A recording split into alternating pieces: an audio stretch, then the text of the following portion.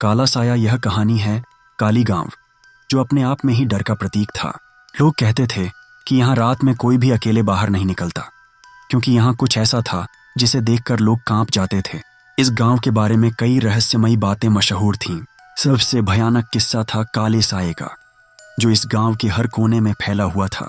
रात का समय था, चारों तरफ घना अंधेरा था और चांदनी भी जैसे छिप गई थी।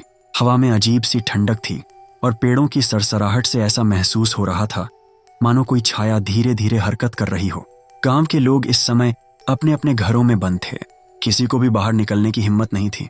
गांव का यह नियम था कि सूर्यास्त के बाद कोई भी व्यक्ति बाहर नहीं निकलता, लेकिन इस नियम का उल्लंघन करने जा रहा था एक लड़का, अर्जुन। अर्जुन, जो कि 25 साल का एक साहसी युवक था, हाल ही में शहर से वापस गांव आया था।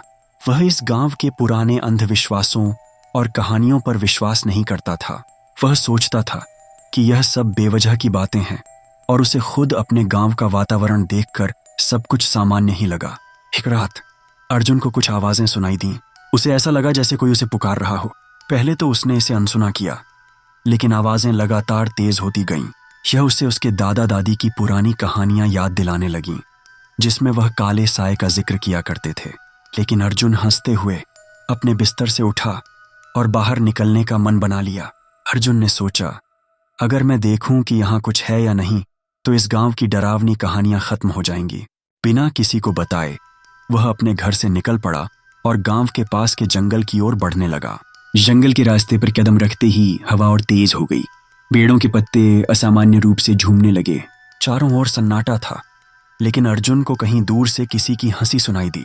उसने अपने चारों ओर देखा, लेकिन उसे कुछ नहीं दिखा। हंसते हुए उसने सोचा, यह बस मेरा वहम है। जंगल में अंदर जाते हुए अर्जुन को महसूस हुआ कि हर कदम के साथ हवा का शोर बढ़ रहा है। अचानक उसे लगा कि कोई उसके पीछे चल रहा है। उसने मुड़कर देखा, लेकिन वहां कोई नहीं था। फिर से हंसी की वही आवाज सुनाई दी, लेकिन इस बार बहुत पास से। अर्जुन का दिल जोर से धड़कने लगा, पर उसने खुद को समझाया कि यह बस उसका डर है और कुछ नहीं। अर्जुन जैसे ही जंगल के गहरे हिस्से में पहुंचा, वहां की हवा बेहद ठंडी हो चुकी थी। पेड़ बड़े और घने थे और चांदनी कहीं दिखाई नहीं दे रही थी। अर्जुन ने देखा कि एक पेड़ के पीछे कोई खड़ा था। यह एक लंबी काली छाया थी जिसका चेहरा दिखाई नहीं दे रहा था। अर्जुन ने साहस बटोरा और उस छाया के पास जाने का निश्चय किया, लेकिन जैसे ही वह उसके करीब पहुंचा, छाया एकाएक गायब हो गई। अर्जुन अब सचमुच डरने लगा था, लेकिन उसने अपने मन को शांत किया और वापस जाने का सोचा। तभी उसे फिर से वही छाया दिखाई दी, इस बार और भी करीब। ये छाया धीरे धीरे उसकी ओर बढ़ रही थी। अर्जुन के रोंगटे खड़े हो गए और उसके पैर वहीं जड़ हो गए। वह हिल भी नहीं सका।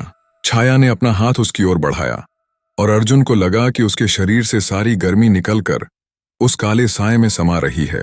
अर्जुन ने जैसे तैसे वहां से भागने की कोशिश की, लेकिन उसके पैरों ने उसका साथ नहीं दिया। वह गिर पड़ा और उसके सामने वही काला साया प्रकट हो गया। उसने अर्जुन की आंखों में देखा और अर्जुन ने उसके भीतर असीमित अंधकार और दर्द महसूस किया। तभी अर्जुन ने बेहोश होने से पहले एक बात सुनी, तुम भी अब हमारे जैसे हो जाओगे। अर्जुन की आंखें खुलीं। वह गांव के मंदिर के पास पड़ा था। गांव के कुछ लोग उसे उठा रहे थे। उसे याद नहीं था कि वह वहां कैसे पहुंचा, लेकिन उसकी हालत देखकर गांव के बुजुर्ग समझ गए थे कि वह काले साये के संपर्क में आ चुका है। उन्होंने उसे तुरंत मंदिर में ले जाकर पूजा शुरू की। गांव के पुजारी ने अर्जुन से कहा, काले साये का श्राप उस पर पड़ गया है जिसने इस गांव के नियमों का उल्लंघन किया हो। यह श्राप अब धीरे धीरे तुम्हें भी अपने वश में कर लेगा, यदि इसका कोई उपाय नहीं किया गया। पुजारी ने अर्जुन को एक पुरानी कहानी सुनाई। कई साल पहले गांव के पास के जंगल में एक साधु तपस्या कर रहे थे। उनका तप एक दुष्ट आत्मा ने भंग कर दिया, जिसके कारण साधु ने उसे श्राप दिया कि वह काली छाया बनकर गांव के आसपास भटकेगी और जो भी उनके नियमों का उल्लंघन करेगा वह उस काले साये का शिकार बन जाएगा। तब से गांव में हर रात काले साये का आतंक बना हुआ था। अर्जुन ने पुजारी से पूछा, क्या इसका कोई उपाय है? पुजारी ने कहा, उपाय है, लेकिन यह बहुत कठिन है। तुम्हें उसी जंगल में जाना होगा जहां वह काला साया प्रकट हुआ था और वहां जाकर उसे शांत करने के लिए प्राचीन मंत्रों का जाप करना होगा। लेकिन यह आसान नहीं है। कई लोगों ने कोशिश की, पर वे कभी वापस नहीं लौटे। अर्जुन ने निर्णय लिया कि वह इस श्राप से मुक्ति पाने के लिए हर कोशिश करेगा। उसने पुजारी से आवश्यक मंत्र सीखे और अगले दिन रात के समय फिर से जंगल की ओर रवाना हुआ। इस बार उसका डर अब पहले से कहीं ज्यादा था, लेकिन उसके पास कोई और विकल्प नहीं था। जंगल में पहुंचते ही उसे फिर वही काली छाया दिखाई दी, लेकिन इस बार अर्जुन तैयार था। उसने मंत्रों का जाप करना शुरू किया। जैसे ही उसने पहला मंत्र पढ़ा, जंगल की हवा और तेज हो गई। काला साया जोर जोर से चीखने लगा, मानो वह दर्द में हो। अर्जुन ने अपनी आंखें बंद कर लीं और मंत्रों का जाप करता रहा। काली छाया अब और भी विकराल रूप धारण कर चुकी थी, लेकिन अर्जुन का ध्यान अब मंत्रों पर था। अचानक एक जोरदार धमाके के साथ वह काला साया गायब हो गया।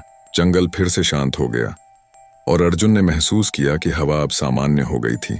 अर्जुन ने आखिरकार काले साए का श्राप तोड़ दिया था। वह गांव में वापस लौटा और गांव वालों ने उसका स्वागत किया। काली गांव अब पहले जैसा नहीं रहा।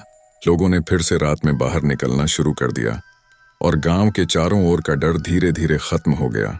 लेकिन अर्जुन के मन में हमेशा एक सवाल रह गया, क्या वाकई वह काला साया पूरी तरह खत्म हो चुका था या वह फिर से कभी लौट सकता था? कहानी के अंत में अर्जुन ने समझ लिया था कि कुछ रहस्य कभी पूरी तरह खत्म नहीं होते।